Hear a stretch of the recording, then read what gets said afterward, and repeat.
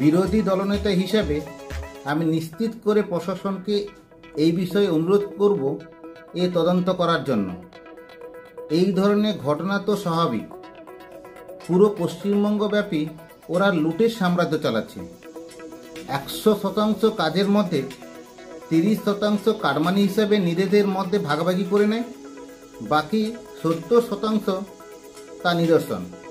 শুধু তাই নয়, পুরো পশ্চিমবঙ্গব্যাপী ওরা লুটের সাম্রাজ্য চালাচ্ছে।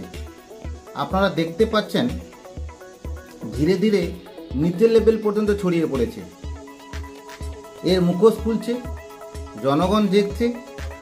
আমি চাইব প্রশাসনের কাছে নিরপেক্ষ তদন্তের ভিত্তিতে তদন্ত করা হয় এবং দোষীদের অবশ্যই শাস্তির দাবি জানাচ্ছি।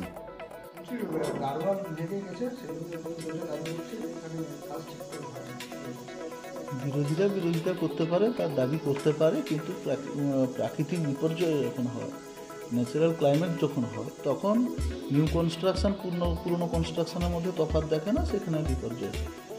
আপনারা সকলেই নিশ্চিত চাক্ষুষ করেছেন যে যেখানে আমাদের গার্ডওয়ালটা ছিল ওটা একটা ক্যানেলের পাশেই ছিল।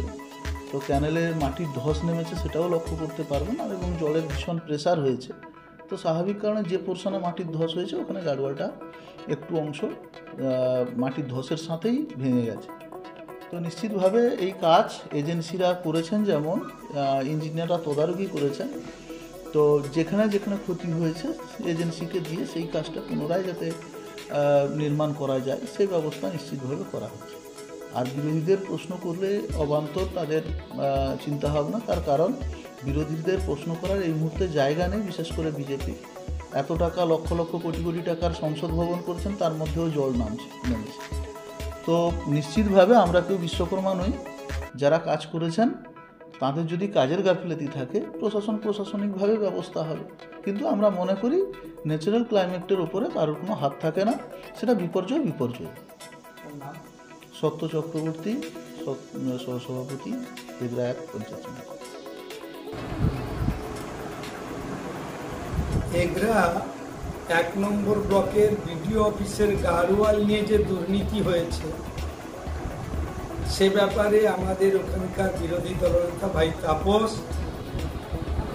বক্তব্য দিয়েছে এবং তার সহকর্মী বাকি সবাই মিলে 10 জন এর বিরোধিতায় নেমেছে। আমি যেটা বলতে চাই, তৃণমূলের জমানায় ঠিকাদারদের কাটমানি নিত ঠিকাদারদের কাছ থেকে, আর সেই কাটমানির পরিমাণ এমন ছিল কোনো ঠিকাদারই সঠিক কাজ করতে পারত না। এটা তাদের অফিসিয়াল যারা আছেন, বিডিও অফিসে, এসডিও অফিস, ডিএম অফিস, সবাই জানে।